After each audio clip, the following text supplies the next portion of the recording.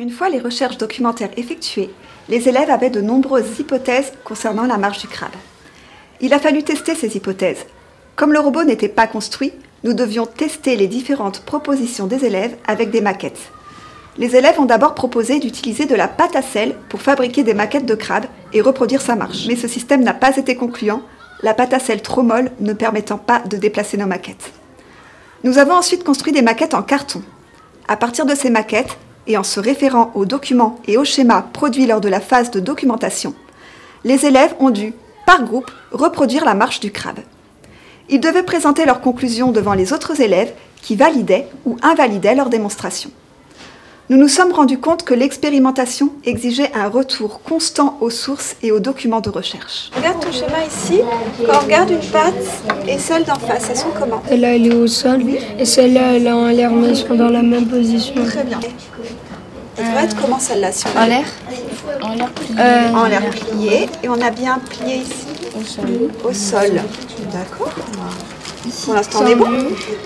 Et celle-là, du coup, elle devrait être En l'air tendu. en l'air tendu. Très bien. Et on regarde le schéma. La dernière, elle est Plié. Et au sol plié.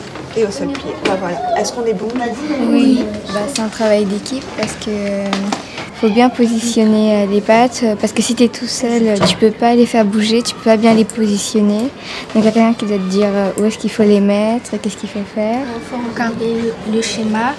Il faut savoir déplier les pattes sans faire bouger le corps.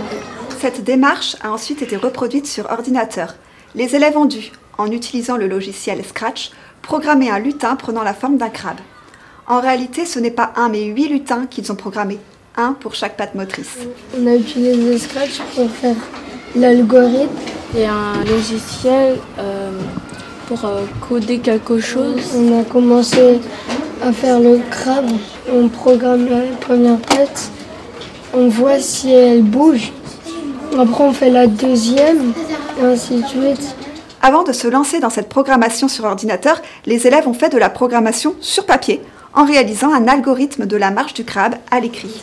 Un algorithme, c'est quand les choses se répètent et ils se répètent. Et ça va de la même façon et après ça va créer la démarche de crabe. Ainsi, ils ont donné un numéro à chaque patte et ont déterminé, d'une part, quelles étaient les pattes prenant appui au sol et les pattes en l'air, et d'autre part, que si telle et telle patte était pliée, alors telle et telle patte était dépliée. Ils ont ainsi écrit un algorithme en 6 mouvements. Alors, on avait déterminé qu'on allait faire la forme ci. Alors, qu'est-ce que je fais?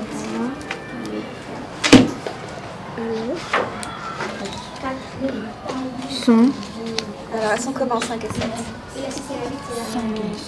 Elles sont dépliées. Dépliées, très bien. L'expérimentation a également eu lieu lors de la fabrication du robot à l'aide de l'imprimante 3D. Les élèves ont dû effectuer des calculs afin que le mentor puisse entrer les données sur l'ordinateur pour créer les pièces. Le retour était direct puisque si les calculs étaient mauvais, les pièces ne s'imbriquaient pas. Enfin, les élèves ont expérimenté leur programmation sur le robot construit. Lors de toutes ces phases d'expérimentation, les élèves ont principalement travaillé en équipe. Ils ont ainsi pu échanger des idées, se motiver, relancer le travail. Alors qu'individuellement, les élèves rendent rapidement un travail sans se questionner, le retour et l'autocritique sur son propre travail étant difficile, le travail de groupe oblige à se poser des questions, à argumenter, à convaincre. En outre, ces équipes avaient un but commun. Ainsi, la réussite d'une équipe faisait avancer d'une part les autres équipes qui pouvaient prendre appui sur cette réussite, et d'autre part l'ensemble de la classe dans la réalisation de leur objectif commun. Ce n'est donc pas sous la forme d'une compétition, mais sous la forme d'une réalisation commune, sous-tendue par un but commun, que nous avons envisagé ce projet. Cette approche a été stimulante pour les élèves, car chacun voulait participer à la réalisation et à la réussite du projet. En outre, pour les élèves les plus introvertis, cette démarche est intéressante, car ils évoluent dans un espace sécurisant, où ils peuvent s'exprimer sans crainte de se tromper, sans crainte de faire perdre quelque chose à leur équipe, et où l'erreur n'est pas sanctionnée, mais permet au contraire d'avancer. La démarche d'investigation qui a été utilisée a permis de faire surgir chez l'élève des questionnements. Le rôle de l'enseignant n'a pas été d'y répondre, en tout cas pas directement, mais de permettre aux élèves de trouver les réponses en les accompagnant et en les guidant. Ainsi, pour répondre à leurs questionnements, les élèves ont dû émettre des hypothèses, puis effectuer des recherches, se documenter, observer, expérimenter, modéliser, pour arriver à un résultat qui est venu valider leur hypothèse ou pas. Concrètement, par exemple, les élèves se sont posé la question de savoir comment marchait le crabe. Ils ont formulé des hypothèses sur sa marche, puis, afin de valider ou non cette hypothèse, ils se sont documentés, ils ont expérimenté sur des maquettes et ils ont interprété un résultat. Cette démarche scientifique est préconisée par l'Éducation nationale, mais n'est pas toujours évidente à mettre en place. Ici, la démarche scientifique est venue naturellement aux élèves, car le sujet s'y prêtait et les différentes étapes étaient nécessaires à l'aboutissement du projet. Notons ici que nos essais ont souvent mené à des impasses, des échecs. Matière utilisée qui ne convient pas, nous avons parlé tout à l'heure de la pâte à sel.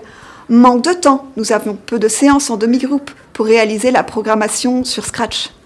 Impression 3D ratée, du fait du plastique utilisé, et donc pièces qui ne s'imbriquaient pas alors que les calculs étaient justes.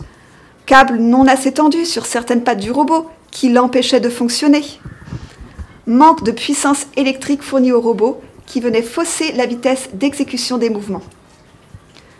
À chaque fois, les élèves ont dû déterminer d'où venait l'erreur et se sont ainsi rendus compte des différents facteurs qui entraient en ligne de compte dans un projet de recherche scientifique. Ils ont commencé à comprendre qu'il ne fallait pas donner de conclusions hâtives, mais qu'il fallait prendre en compte un ensemble de paramètres et en analyser le plus possible. Le statut de l'erreur aussi est important. Les élèves ont pu s'apercevoir que leurs erreurs pouvaient les aider à progresser. Elles leur permettaient d'invalider des hypothèses et de relancer les recherches. Elles ont également permis un va-et-vient très intéressant entre les phases d'expérimentation et les phases de recherche.